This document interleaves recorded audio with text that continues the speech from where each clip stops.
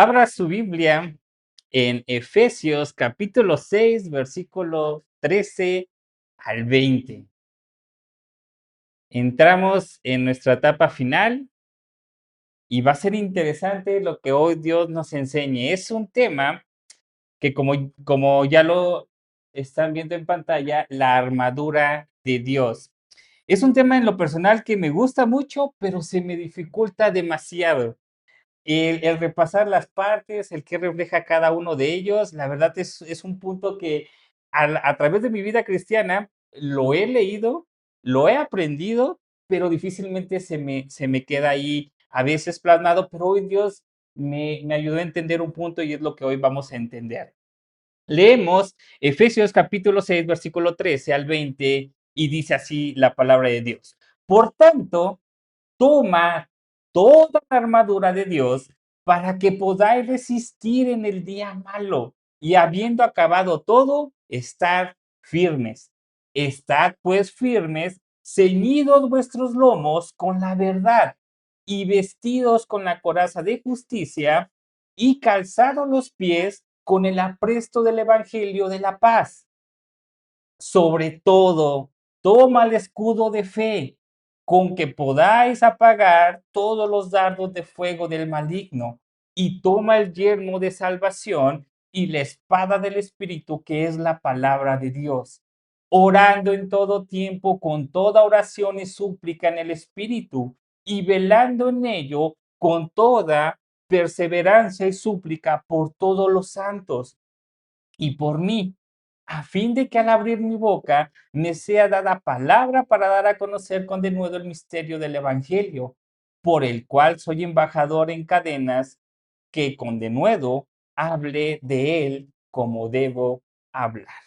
Bien, pues iniciamos con esta parte de los versículos y se nos da una instrucción de parte de Dios. Toma toda la armadura de Dios. Y vamos a entender primeramente para qué se nos está indicando que debemos de tomar. Antes de ver los elementos que conlleva, ya leímos, pero tenemos que entender para qué la vamos a utilizar. Hay dos instrucciones que dice esto, resistir y estar firmes. ¿Ok? Entonces, la armadura de Dios tiene este fin, resistir y estar firme. Bueno, ¿qué significa resistir? Resistir significa oponerse o contradecir. Esto se tiene como significado a que todas aquellas mentiras, todas aquellas acusaciones, todas aquellas ideologías que no Dios ha establecido, Dios dice, contradice y oponte a lo que dice cada una de ellas, porque yo soy la verdad y la verdad absoluta está en mí. Todo lo que los demás gente piense, todo lo que los demás crean, no es veraz y tú te tienes que oponer y contradecir. Entonces, la armadura de Dios sirve para que nosotros podamos resistir en el día malo. ¿Por qué? Porque el día malo está caracterizado por todas aquellas amenazas que recibimos del exterior, pero no solamente del exterior. La semana pasada, al finalizar la enseñanza que nos mostraba el maestro Caleb, decía que nuestra posición de la armadura de Dios en la batalla espiritual no es ir a guerrear y sacar demonios y ver quién lo tiene, quién no, sino que el Señor nos manda dos cosas. Resiste a través de la verdad y estar firmes. Por otro lado, ¿qué significa la palabra firmes en la definición del hebreo? Del griego, perdón, significa permanecer o perseverar. Esto es una terminología en batalla, una terminología militar que se les decía estar firme, no huyas de tu posición, sé tú en frente de batalla, a pesar de lo que veas, tú permanece firme, permanece fiel a tus principios, fiel a tus convicciones, y en ese punto es lo que Dios nos manda cuando Él nos dice, toma toda mi armadura para que tú estés firme en esa posición. Vendrán la amenaza, vendrá el enemigo, vendrán situaciones externas, mas tú mantente en este punto. Ahora, aquí a veces lo reflejamos con un punto de decir, oye, no veo al Satanás, ¿no? Venir hacia mí, con su tridente vestido de rojo, o no veo demonios aquí en ese punto, en ese sentido, sino que recuerden, Satanás en su inicio era un ángel que se rebeló en contra de Dios. Cuando viene Satanás a venir hacia contra nosotros, o de igual manera cuando viene la ideología de este mundo, no viene con un punto de amenaza total abierto, sino que se disfraza sutilmente, sino que hace las cosas de una manera que puede reflejar incluso parecerse a un ángel de luz que quiere decir verdades, pero que son mentiras. Esto lo vemos muy claro lo que sucedió con Adán y Eva. Cuando vino la serpiente, que dice las escrituras que era astuta que cualquier mayor que otro animal, dice que vino y citó lo que el Señor dijo, pero lo tergiversó. Ocupó y cambió palabras que parecieran que el Señor lo había dicho. En ese momento que tuvo que haber dicho Eva, tuvo que haber resistido y estar firme. Es decir, momento, el Señor no dijo eso, firme a lo que el Señor dijo. Y en ese momento Eva posiblemente pudo haber salido victoriosa de esa tentación o de ese ataque, pero ni resistió ni estuvo firme, es decir, no se opuso a lo que vino y le dijeron de que era de una manera, ni estuvo firme a lo que Dios le había dicho. Por eso es que el Señor nos dice hoy, toma la armadura para que cuando vengan ese tipo de pensamientos tú puedas resistir y para que cuando vengan ese tipo de pensamientos tú puedas combatir con la verdad. Y es lo que el Señor nos va a enseñar el día de hoy.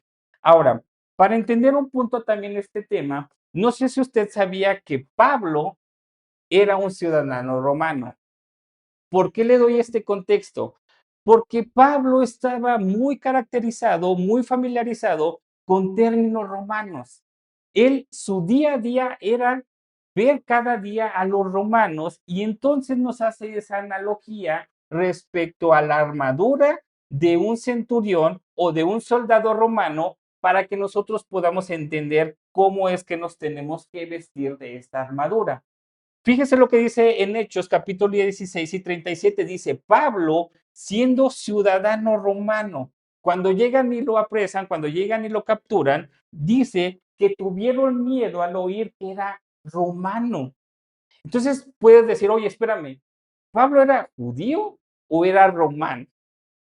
Es una buena pregunta. Bueno, aquí hay un punto donde y es muy característico aquí en México y en Estados Unidos. Nacen en México, pero ¿qué pasa?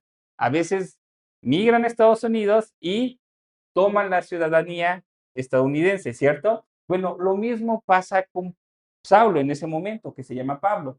Pablo, siendo hebreo, sus familiares eran ciudadanos romanos y por eso obtiene la ciudadanía. Vea lo que dice Hechos después, más adelante, del 22 al 25. Pablo les dice a ellos, ¿es lícito azotar a un ciudadano romano? Porque este hombre es ciudadano romano y por eso ellos temieron haberlo apresado y haberlo golpeado. Y después le dice uno de los que los capturan, le dijo, ¿tú eres ciudadano romano? Y Pablo le dice, sí. Respondió el tribuno, yo con una gran suma adquirí esta ciudadanía. Y entonces Pablo le dijo, pero yo soy romano de nacimiento. ¿Cómo se podía obtener la ciudadanía romana en ese momento? Hay 4 puntos en los cuales se podía obtener. El primero era que era por nacimiento, es decir, que tus padres fueran romanos, pero no era el caso. Pablo vivía en Tarso de Cilicia, que era una región de los romanos. Sin embargo, él era judío porque tenía sus raíces. Él se crió y él tuvo como sumo sacerdote a Gamaliel, quien lo instruyó en las escrituras y en la ley de Dios. Sin embargo, posiblemente sus padres obtuvieron esta ciudadanía a través de un término que se dice que es manumisión formal, es decir, que algún romano liberó de la esclavitud a los padres de Pablo. Otra es que fue una concesión especial, un mérito excepcional que por su servicio al Estado romano se le concedió ser romano. Y la otra es que tuvieran un servicio militar. El servicio militar, como aquí nosotros lo tenemos, ya todos los hombres hoy en día, por las condiciones que hoy puso el gobierno, tienen que hacer su servicio militar, que más o menos transcurría los 25 años. Una vez transcurrido su servicio militar, podían obtener la ciudadanía romana. Entonces, dice la historia, los historiadores, que posiblemente así adquirió Pablo su ciudadanía romana y por eso es que transcurre en este punto. Ahora, ¿por qué es fundamental tocarlo? Porque siendo Pablo, estaba demasiado familiarizado, ya sea que su papá fue un soldado y sirvió a Roma, o ya sea que parte de sus condiciones le permitían estar muy cercano de ellos, porque los romanos en ese momento empezaron a dominar todo el territorio de Europa, Asia Menor y parte de África. Entramos entonces en este contexto. Roma, su imperio romano, asciende de los 27 antes de Cristo a los 476 después de Cristo. Fue uno de los imperios más grandes del mundo que ha habido, que empezó justamente en Roma, ¿no? Empezó en Roma y empezó a expandirse a través de toda Europa y principalmente en la región de Asia Menor, que es esta parte donde entendemos que aquí está Jerusalén. Ahora, ¿qué le permitió a Roma fortalecer y tener este punto? Bueno, su estrategia militar. Su estrategia militar romana fue una de las más innovadoras que tuvo. Fue una de las posiciones estratégicas que le permitió dominar precisamente al mundo conocido en ese momento. Y parte de ello eran sus soldados. Sus soldados estaban caracterizados por un avance muy adelante en tiempos en cuanto a su estructura, en cuanto a su armadura y en cuanto a las condiciones y estratégicas de ataque y de defensa principalmente. Ellos tuvieron a bien tener una formación que esta la llamaban la tortuga. ¿Ok? ¿Cómo se conocía la tortuga? Este, la tortuga era conocida por una formación que estaba constituida por legiones. Los romanos tenían un adiestramiento militar que les permitía salvaguardar su frente con el escudo. Ahorita vamos a ver cómo se llamaba el escudo. Y también los que iban atrás de ellos ponían su escudo arriba de ellos. ¿Para qué? Para ir avanzando, para hacer una fortaleza y para que el enemigo a través de flechas, a través de lanzas, no los penetraran y no quebraran sus líneas. Y eso le permitió a los romanos conquistar toda esta región del norte de África, de Europa y Asia Menor. ¿Con qué? Con simplemente su armadura y su defensa. Ahora bien, leíamos dentro de lo que nosotros entendemos en, en la armadura de Dios, Pablo describe 6 elementos que tiene la armadura. Uno de ellos es el cinturón, que lleva por nombre Belteus. Uno es la coraza, que es la armadura principal, que tiene la famosa lórica, ¿ok? La otra, después ese es el calzado, que son las caligae. Ahorita vamos a ver características de ellos. Después tenía la galea, que es el yelmo. Tenía el escudo, que es el scutum. Y tenía también la poderosa arma gladius, que es la espada que también habla. Simplemente ahí para que usted lo pueda observar, en lo que le platico un poco acerca de unas características de estos elementos.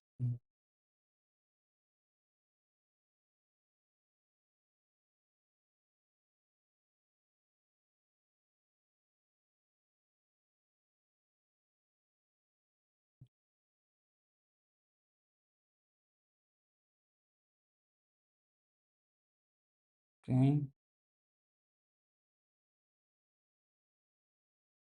ok, solamente es para que le platico un poco. Bueno, lo que viene siendo y por qué quiero hacer ese énfasis en cuanto a la armadura de los romanos, porque recuerde, Pablo hace ese símil, Pablo usa esta parte de lo que ellos vivían cada día y es lo que le permitió a los romanos. Estaba constituida por el cinturón, que en el cinturón descansaba el hecho de fajarse bien su túnica que llevaban puesto los soldados, pero sobre todo en el cinturón iba descansando la funda de su espada.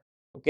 Después tenemos la lórica, que es esta parte. Para su momento, si ustedes recuerdan en la parte medieval, eran armaduras pesadas, fuertes, que sí, eran por hombres llevados, por hombres que tenían gran parte musculosa, altura, porque eran muy pesadas, pero eran torpes, no les permitían avanzar grandes distancias o ir a atacar. Y por otra parte, en este caso, la lórica era muy ágil porque era movible, ¿de acuerdo? Y entonces te permitía ser ágil, responder rápido, atacar. Por eso es que Roma también conquistó demasiado rápido ese punto. La otra parte son las sandalias. Las sandalias tenían una característica muy especial porque en la suela de abajo eran con hierro o eran con tipo clavos de hierro que les permitían avanzar sobre terrenos difíciles. Las sandalias entre los terrenos que eran llanuras, montañas y avanzar sobre ese punto se empezaban a romper y eso impedía que avanzara muy rápido un ejército en ataque. Entonces, a ponerle estas características que de hecho lo copiaron de los griegos, el primero que lo implementó fue Alejandro el Magno, los romanos lo toman y también les hace posicionarte estratégicamente para hacer toda su conquista. Por otra parte, tenemos el yelmo. El yelmo cubría lo que es la parte de las mejillas de nuestro cuerpo y también cubría la nuca por si tenían un ataque por atrás.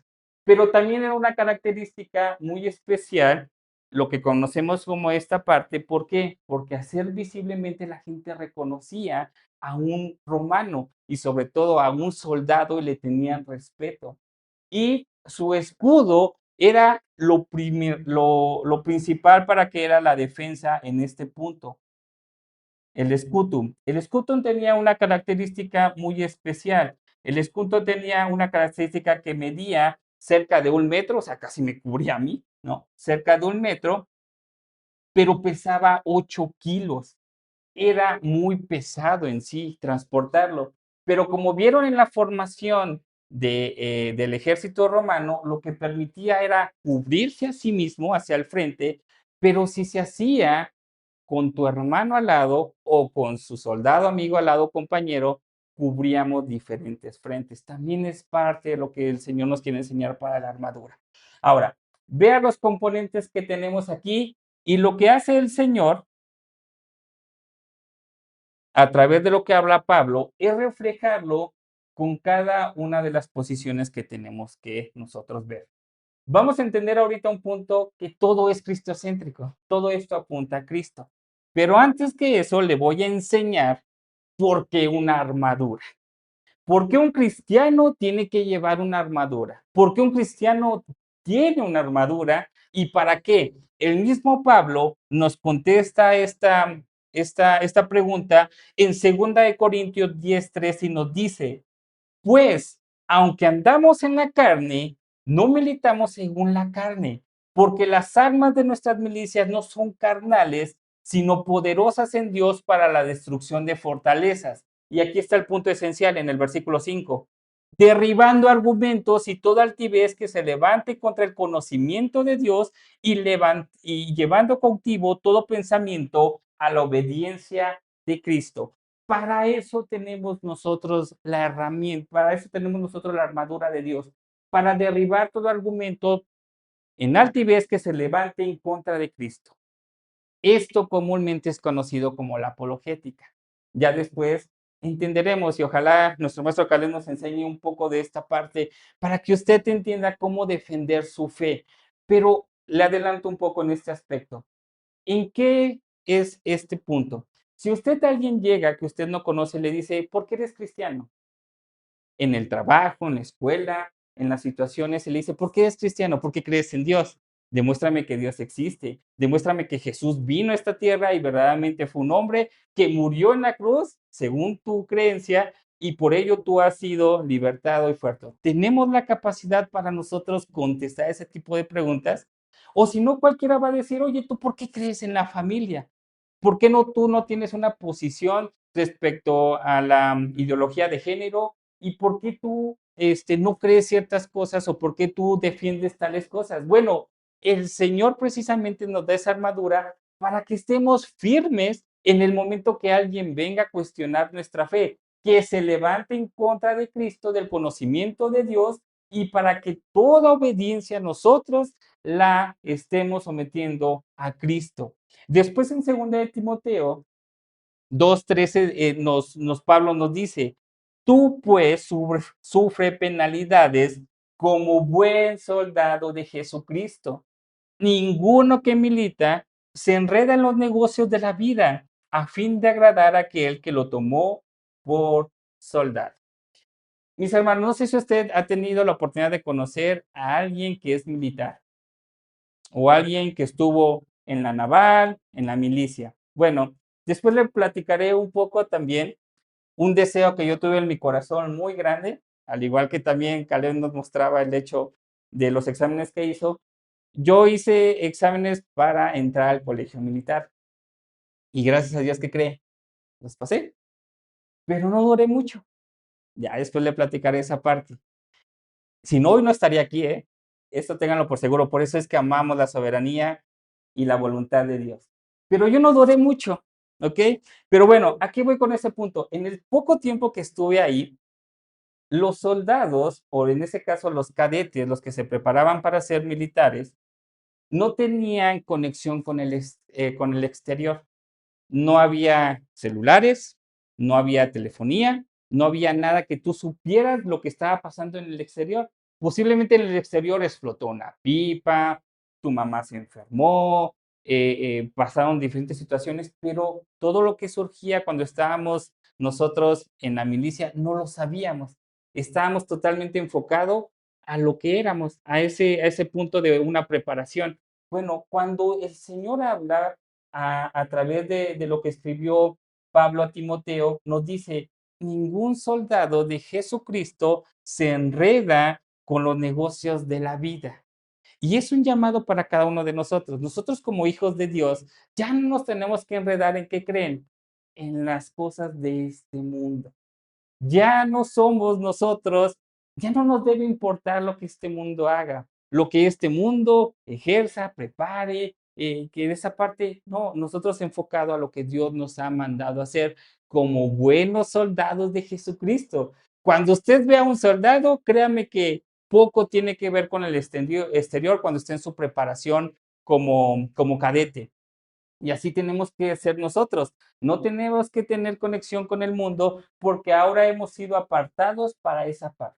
Ahora sí, entendemos entonces que Dios quiere una armadura para derribar todo argumento que se levante en contra de Dios y para que ya no nos enredemos con los afanes y con los negocios de esta vida, sino que ahora sirvamos a nuestro Señor. Una vez conociendo eso, ahora sí, vámonos al símil que hizo este de Pablo, reflejando a un soldado romano con las características que tiene que tener un hijo de Dios. Tenemos el cinturón, que se nos dijo que es la verdad. Tenemos la coraza, que se nos dice que es la justicia. Recuerde, el cinturón, la coraza, es la armadura principal. Después tenemos el calzado, que es el evangelio. Después tenemos el escudo, que es la fe.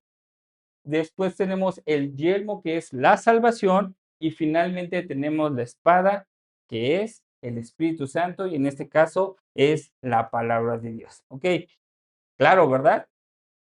Bien, vamos a estudiar cada uno de ellos a qué se refiere. Empezamos con la verdad. La verdad, que es el cinturón, tiene que ver con estar sujetos a la verdad, es decir, estar rodeados de la verdad. ¿Quién es la verdad? Cristo. ¿Recuerda que le dije que todo esto era cristocéntrico? ¿Ok? La verdad es Cristo. Nuestra justicia viene de Cristo. El evangelio es de Cristo. Nuestra fe está puesta en Cristo.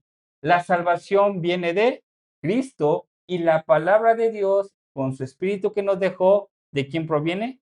De Cristo. Entonces, cuando nosotros nos ponemos el cinturón de la verdad, nosotros estamos afianzando y nos estamos sujetando de Cristo. Ahora, recuerde, es importante el cinturón, ¿por qué? Porque ahí va la funda de qué? De la espada que es la palabra de Dios. Entonces, la palabra de Dios, ¿qué es? Verás, es la verdad. Ahí descansa. Para después vamos a ver para qué ocupamos la espada. Entonces, la seguridad de que proviene todo de confiar en lo que Dios es, que es su palabra. En eso usted tiene que descansar. Cristo es la verdad. En este mundo tan relativo, en este mundo donde no hay verdades absolutas según lo que ellos dicen, en que tú puedes creer y pensar y ser lo que tú quieres. Si quieres ser hoy chango, sí chango. Si el día de mañana quieres ser gato, sé gato. Pero no, Dios dice, hay una verdad absoluta y la verdad absoluta es que Dios es quien es el camino, es la verdad y es la vida. Juan 14:6 nos dice esa parte. También nos dice cuando Jesús ora por sus discípulos y ora por cada uno de nosotros que estamos aquí. Dice, santifícalos en tu verdad. Tu palabra es verdad. Un hijo de Dios se tiene que armar y tiene que tener la seguridad que la verdad está en Cristo. Y es lo que nosotros tenemos que entender. Después tenemos la armadura. La armadura, como les digo, es, si yo creo de las partes más visibles de toda una armadura de un soldado, creo que es principalmente esta parte, ¿no? Que es la coraza. En esto nosotros entendemos que la justicia de Cristo se nos fue imputada. Recuerdo que usted estaba en enemistad con Dios. El problema no lo teníamos con Satanás, con el diablo, con los demonios, no, el problema de usted y yo lo teníamos y lo tenemos con Dios. Por causa del pecado, Dios nos aborrece. Sin embargo, nosotros fuimos constituidos justos por Dios, por Cristo mismo. Pero ¿qué cree? Esto no es lo que en sí Pablo nos quiere enseñar en esencia en este punto. ¿Es importante conocerlo? Sí. Tú fuiste hecho justo porque fue imputada la justicia de Dios por Cristo. Sin embargo, Dios nos quiere entender aquí que la justicia que nosotros tenemos que llevar es que usted y yo tenemos que ser personas justas. Pregunta, ¿usted es justo?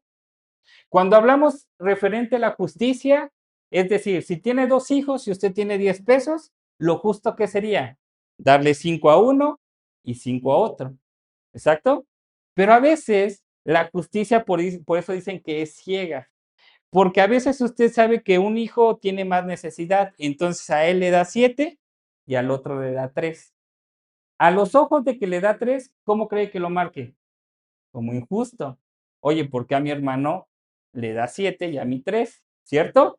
Y al que le dan 7, ¿cómo ve a su hermano? Ah, pues yo merezco los 7 y tú mereces 3. La justicia en el mundo carnal, en el mundo terrenal, es muy ambigua. Sin embargo, la justicia de Dios, ¿qué es? Cierta. Ahora, en este ejemplo que les digo, al hijo que recibió 3 posiblemente no entienda por qué a su hermano le dieron 7 y se enoje, ¿cierto? Pero si el hermano crece en madurez, decir, es cierto, mi hermano necesita 7 y no 3, ¿cierto? Entonces, ven cómo tenemos que crecer en madurez hasta en ese punto y es Dios donde nos manda a ser justos, pero justos como el Señor lo ha establecido. Ahora, la justicia es un punto que tiene que caracterizar al cristiano, tiene que caracterizar en el punto de la santidad.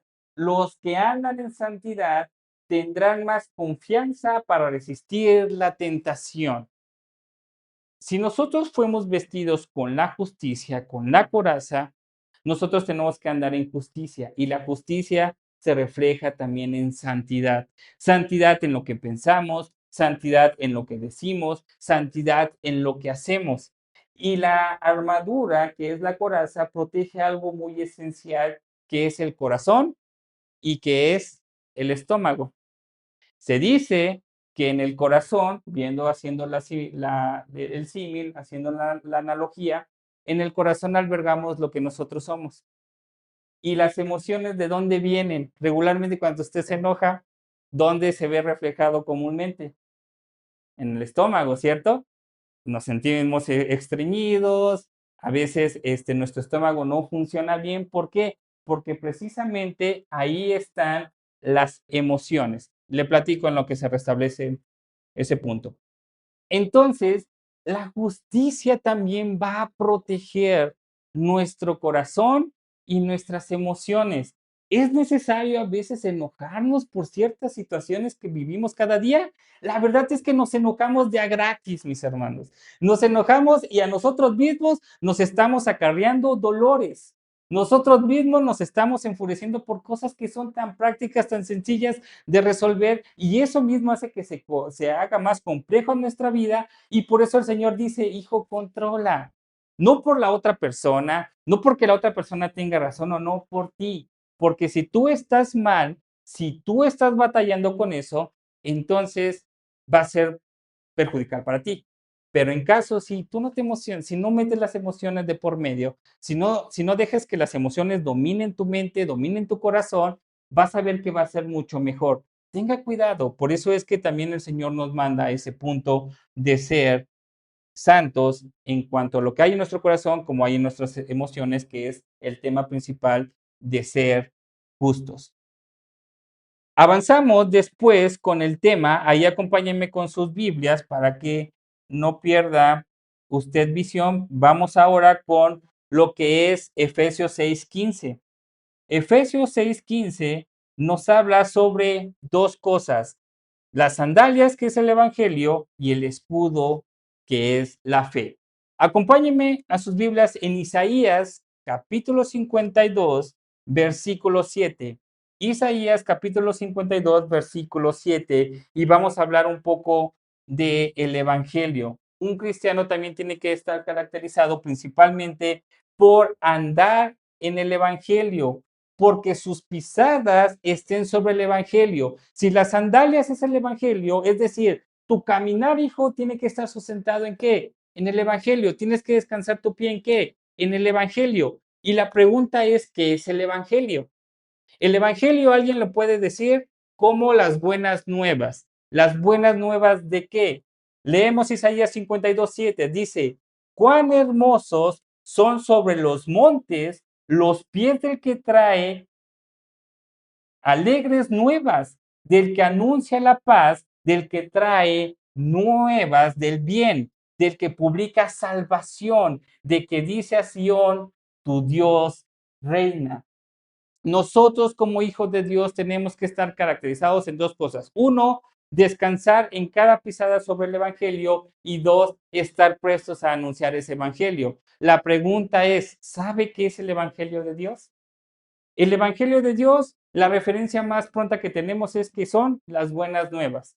Bueno, ¿las buenas nuevas de qué?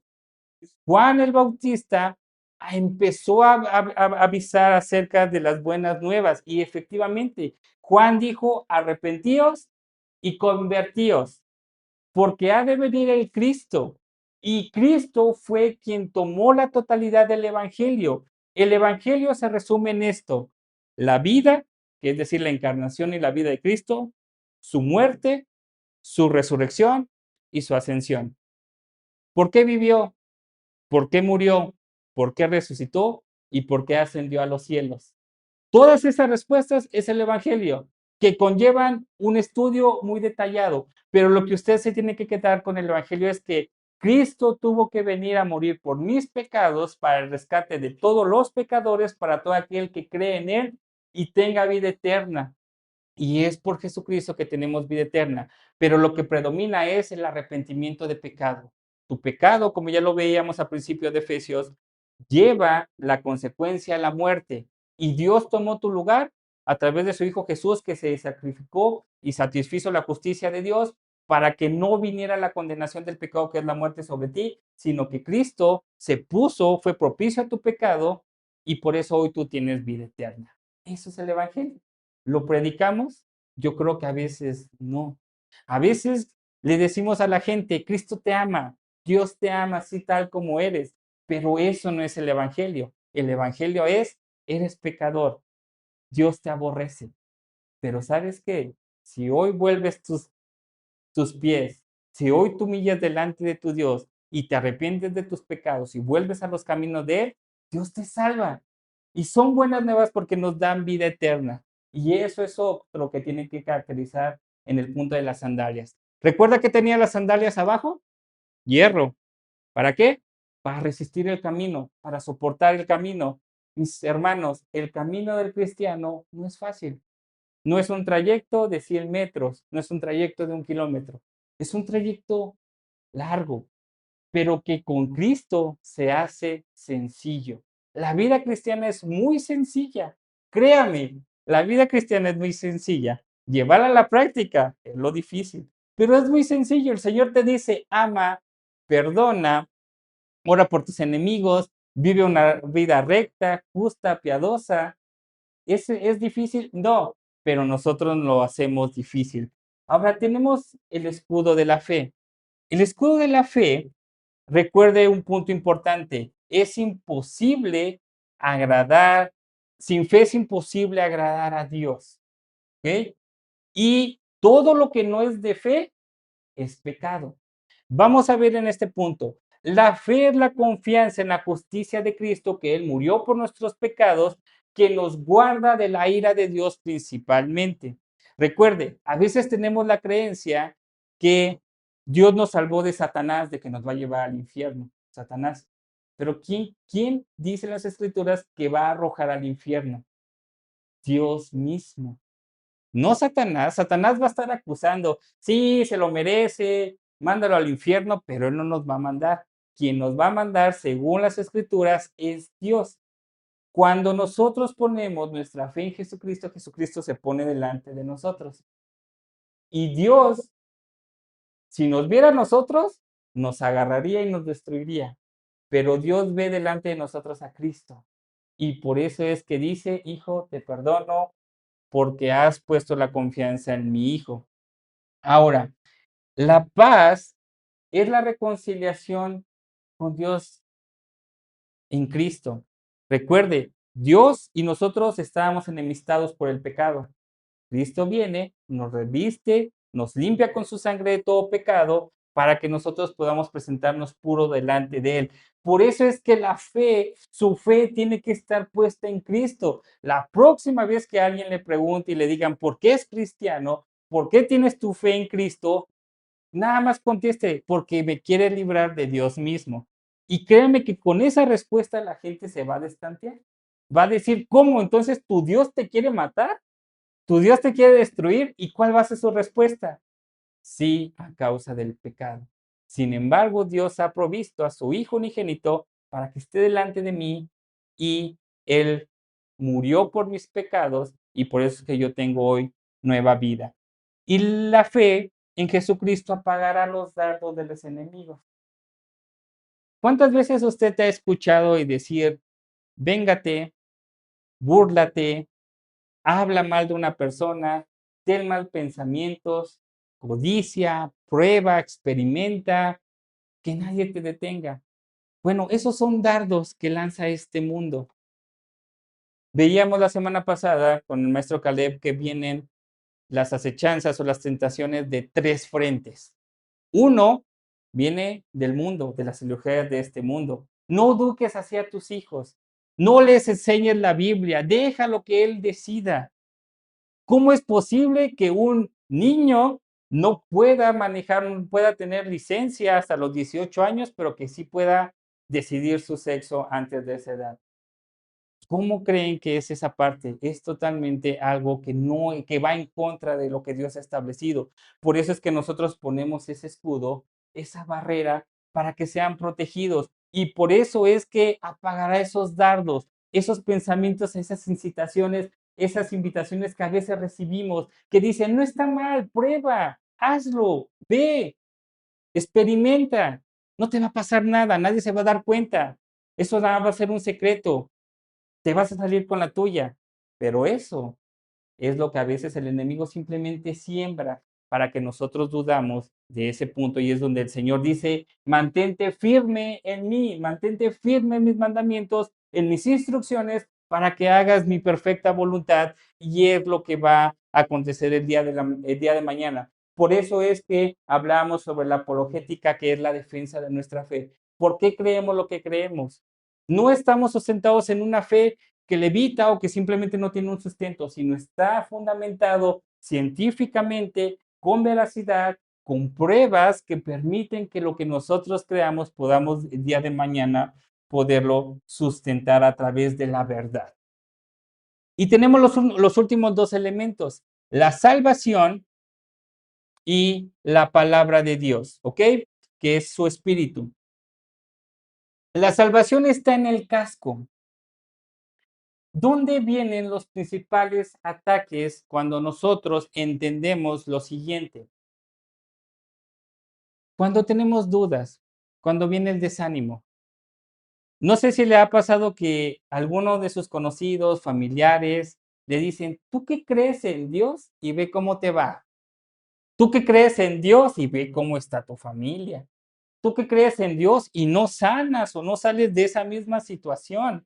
Y son pensamientos que siembran en nuestra mente, y a veces en nuestra mente dice: pues sí, ¿qué caso tiene ser cristiano? ¿Qué caso tiene venir a la iglesia, esforzarme cada domingo, prepararme, vivir una vida recta, si al final del día la gente que está afuera le va mejor? La gente que no teme a Dios tiene, más, cosas materiales, les va mucho mejor en cuanto a la economía, en cuanto al amor, en cuanto a diferentes situaciones, y son pensamientos dardos que manda el enemigo para que nosotros digamos: ya desiste de ser cristiano, ya basta, ¿para qué eres? Nada más se burlan de nosotros, nada más somos el punto de burla de los demás. No, el Señor nos dice: guarda tu mente, porque yo te he rescatado, te he salvado de esa condición. Hoy usted y yo entendemos diferentes situaciones, pero principalmente no sé si usted le da gracias a Dios porque le hizo entender precisamente esto, que usted estaba condenado a la muerte eterna, pero que el Señor lo salvó. Y lo salvó no solamente para: hey, bien, firmamos un contrato y al final de los tiempos yo te rescato y punto. El Señor nos salvó para que hoy vivamos una vida santa, pura, sin mancha, y es por eso que nosotros debemos que andar agradecidos, en humildad y en santidad. Dios nos rescató y su salvación vino para estos tres puntos: ser agradecidos, andar en humildad y en santidad, para que nuestra mente tenga el control a través de lo que Dios nos ha dado, de su conocimiento, y cuando vengan esos ataques, mis hermanos, cumpla su función el casco, ¿ok? No entre nada y no salga nada que no tiene que salir. Ok. Vamos con el último punto, que es la palabra de Dios, pero antes de eso, le quiero hacer otra referencia acerca de la armadura de Dios. Entendemos que la armadura de Dios es defensiva, ¿está de acuerdo? Es decir, todos los ataques vienen de allá para que no entren a nuestro corazón, no entren a nuestra mente, y para que nosotros estemos firmes en su fe. Y para que usted el día de mañana soy cristiano y haya convicción voluntaria de por qué es cristiano y por qué sigue a Cristo. Pero también la armadura, ¿sabe de qué sirve? Para que lo que hay en el corazón y salga al exterior no sea algo malo. Le voy a decir por qué, ¿no? Y ya lo hemos visto reflejado en ese punto. Estaba platicando en la semana con Viri de una enseñanza que ella estaba escuchando, y nosotros de chiquito le llamábamos un nombre igual feo a un insecto. No sé si llegó a ver un insecto negro que si lo pisabas, nosotros lo llamábamos apesta feo, ¿no? Llegó a conocer insectos que lo aplastaba y desprendían un olor desagradable. Ok, bueno, la pregunta es, cuando lo aplasta Dios, no alguien más, ahorita vamos a hablar de alguien más. Cuando lo aplasta Dios, ¿qué sale de usted? ¿Qué olor sale? ¿Un olor agradable o un olor desagradable de queja, de amargura, resentimiento? Dios, ¿por qué no tengo esto? Dios, ¿por qué no soy así? Dios, ¿por qué no alcanzo esto? Te he pedido por esta situación. ¿Qué sale de nuestro corazón cuando de eso emana? Y peor aún, ¿qué pasa cuando alguien externo viene y nos pisotea, nos humilla? Cuando la gente es mala, recuérdelo, hay mucha maldad en este mundo. Hay mucha maldad en este mundo que lo hace con intención propia, voluntaria, de llegar intencionalmente y lastimar el corazón. ¿Qué sale de ello? El Señor nos dice, no te van a pisotear, ni yo te voy a pisotear, ni el mundo te va a pisotear. El Señor nos advierte, dice, yo voy a tratar con tu corazón y te voy a hacer pasar por fuego. Y también te dice, y vendrán de afuera todo ese clima. Pero ¿qué dice el Señor? Tú responde con amor.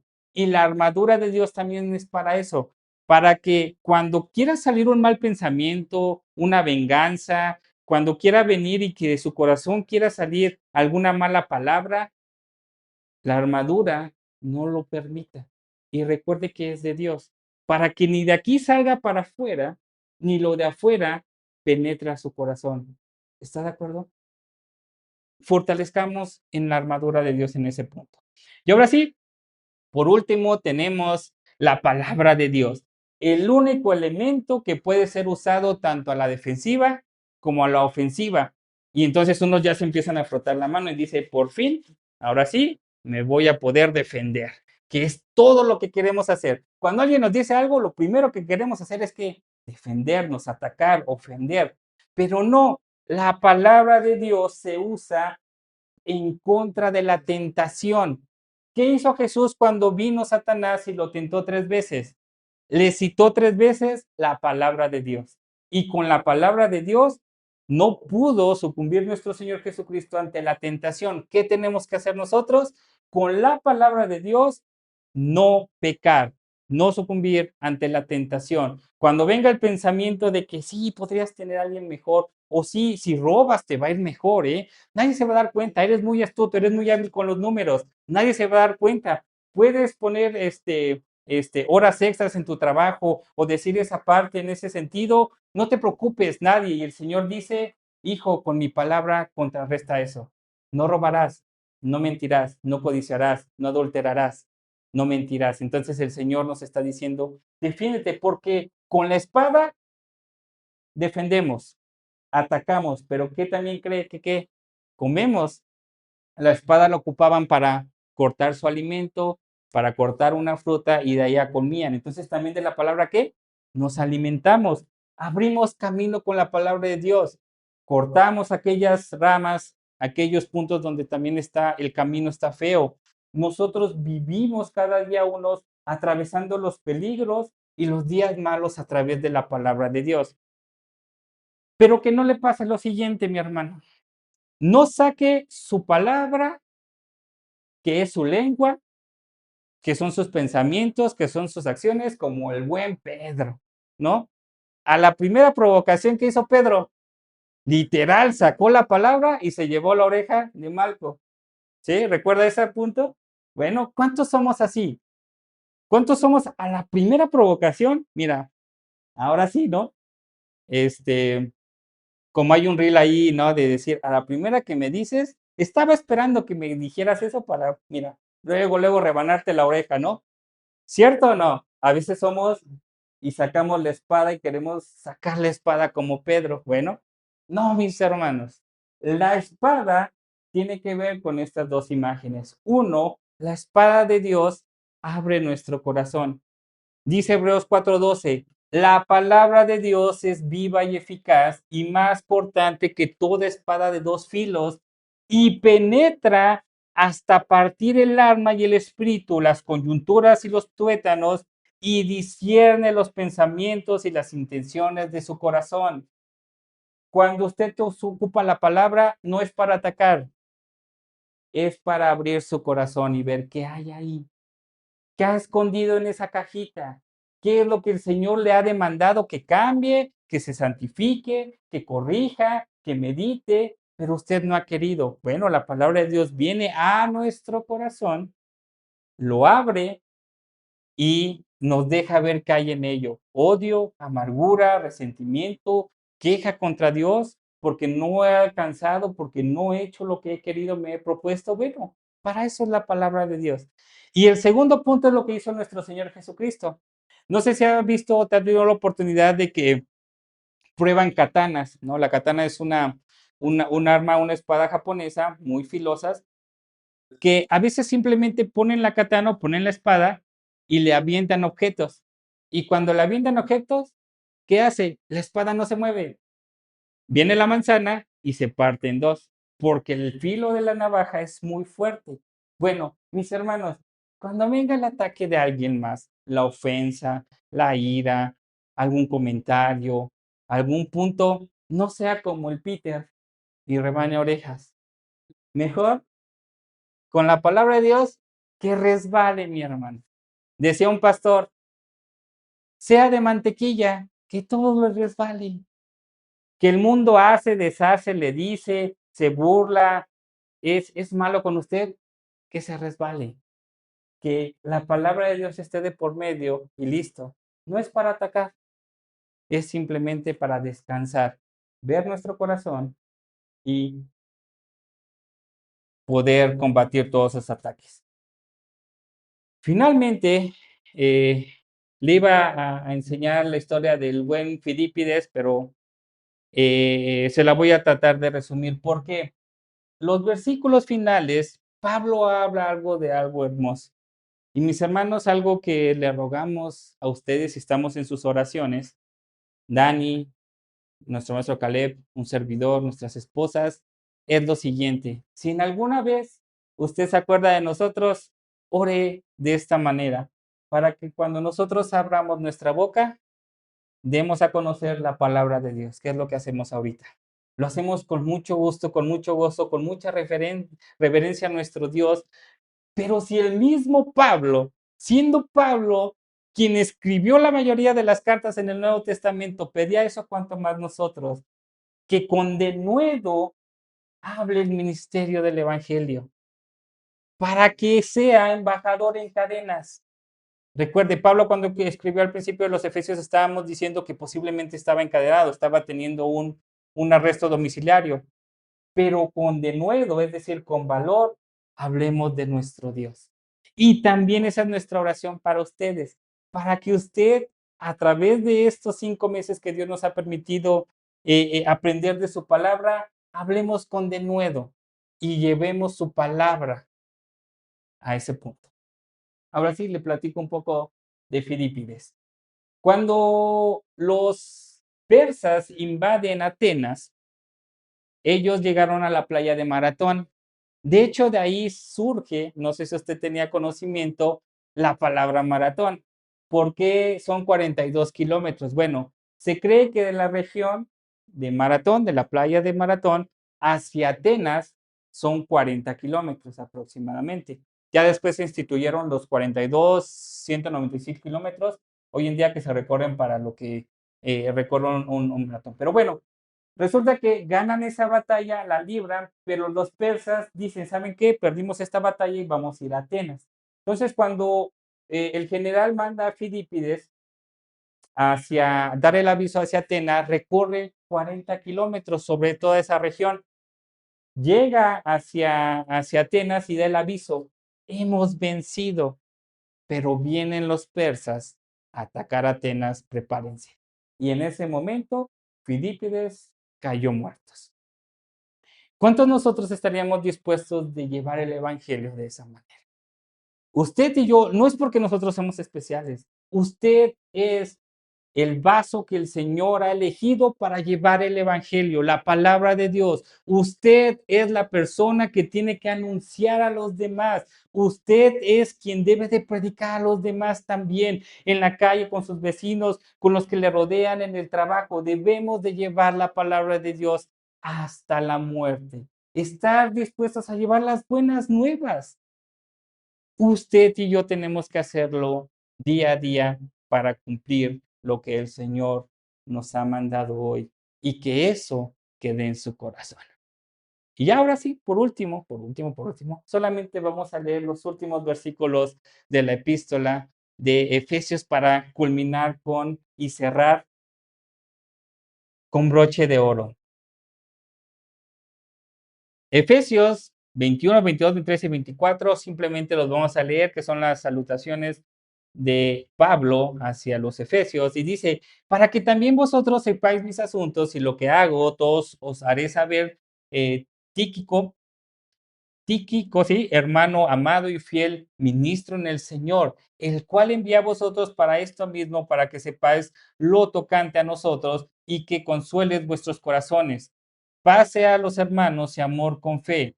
Dios Padre del Señor y del Señor Jesucristo. La gracia sea con todos los que aman a nuestro Señor Jesucristo con amor inalterable. Amén. Y así finaliza Pablo una epístola a los Efesios.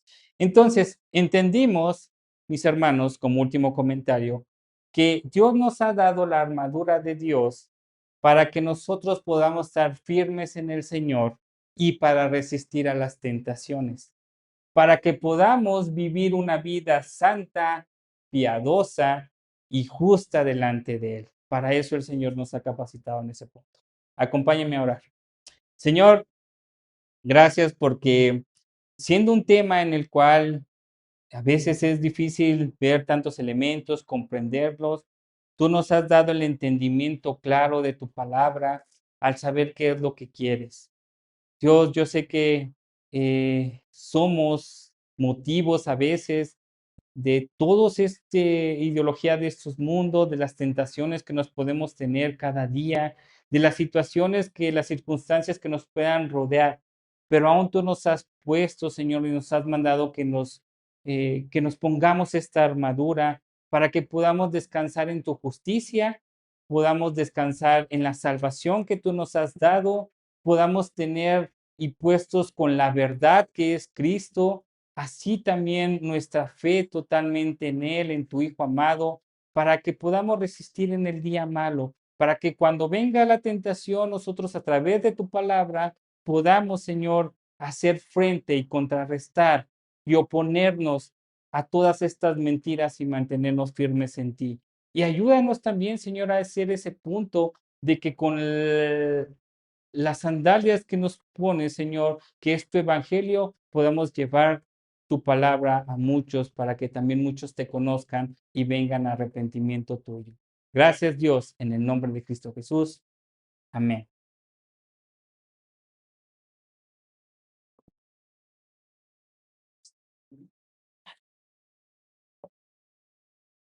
Bueno, bueno, bueno. Bueno, bueno, bueno. Bueno, bueno. Bueno, uno, dos, tres. Perfecto. Maravillosa palabra, ¿verdad, hermanos? El día de hoy. Y así terminamos Efesios de esta manera tan maravillosa y tan hermosa con la armadura eh, del Evangelio sobre nosotros. Y solo quiero recalcar algo que mencionó nuestro pastor importantísimo y voy a platicar con él y lo vamos a poner en oración para que podamos posteriormente enseñar la importancia. Él mencionó una palabra que tal vez es la primera vez que la haya escuchado, salvo él la haya escuchado antes. Mencionó la palabra apologética. ¿Sabe usted lo que es la apologética en teología? La rama que se encarga de la defensa y el razonamiento bíblico de la fe se llama apologética. Es una materia en particular en teología que se encarga de eso, precisamente, de la defensa de la fe. Ya vimos cómo funciona la armadura de Dios, ¿no? Cómo la tenemos que poner, pero vienen ciertos ataques para los que tenemos que estar preparados. Déjele hago nada más unas preguntitas y dígame usted, siendo sincero, si está listo y preparado para resolverlas. Llega una persona inconversa o alguien que no cree y le dice, oiga hermano, si Dios es tan bueno y tan todopoderoso, ¿por qué no nada más quita el mal de la tierra? ¿Sabría contestar? Bueno, una más. ¿Por qué debería creer en la Biblia si la escribió un hombre, no? Y a lo mejor nada más quería controlar a más personas. ¿Qué responde usted? ¿Tiene pruebas para lo que va a afirmar? Otra pregunta más. Llega un católico, ¿no? Y saca su Biblia y usted saca la suya y ve que su Biblia tiene más libros. Entonces le dice, ¿por qué los cristianos le quitaron libros a la Biblia? ¿Sabe qué responder? Ok. Y última, ¿cómo sabe que Jesús existió y no nada más es un mito, ¿no? De la antigüedad? Tiene las bases, hermanos, para responder esas preguntas. Es por eso que necesitamos estar firmes en Cristo, tener la armadura de Dios y sobre todo tener las herramientas para la defensa de la fe. Es decir, lo que creemos, hermano, no estamos arrojándonos nada más a un precipicio ciegos con los ojos cerrados. Dios nos dejó las herramientas para saber que Él es real, que Él existe y nos dejó en nosotros esas herramientas para poder defendernos. Más adelante, primeramente Dios, vamos a poder platicar bien esto. Y no tanto para nosotros, la apologética cubre dos aspectos. Uno es la defensa de la fe y la otra es para aquellos cristianos que están dudando, ¿no? Que aún dicen, híjole, ¿y si no es cierto? ¿No? Y si a lo mejor estoy en la religión equivocada, bueno, en eso apoya la apologética, pero ¿sabe para quién más es más importante? Para nuestros hijos. ¿Por qué los pequeños cuando llegan a la secundaria, a la prepa, a la universidad, desertan, ¿no? Del cristianismo, se olvidan, se alejan? ¿No será porque más bien no estamos haciendo nuestro trabajo, enseñándoles a poner la armadura de Dios y enseñándoles la defensa de la fe? Pero bueno, hermanos, con esto terminamos Efesios. De verdad, Dios ha hablado a nosotros a través de este libro y va a seguir preparando nuestros corazones. No se olvide, tenemos nuestro convivio la próxima semana, tenemos nuestro evento especial de la Cena del Señor y el bautismo. Les estaremos enseñando y predicando qué es lo que dice Cristo a través de eso. Vamos a hacer nuestra primera Cena del Señor como iglesia y al finalizar, pues nuestro convivio. Acérquese con Viri para los pósters y podamos pasar un tiempo juntos y agradable antes de que finalice este año. Sin más, muchas gracias, hermano. Pueden pasar por sus pequeñitos. Nos vemos la próxima semana.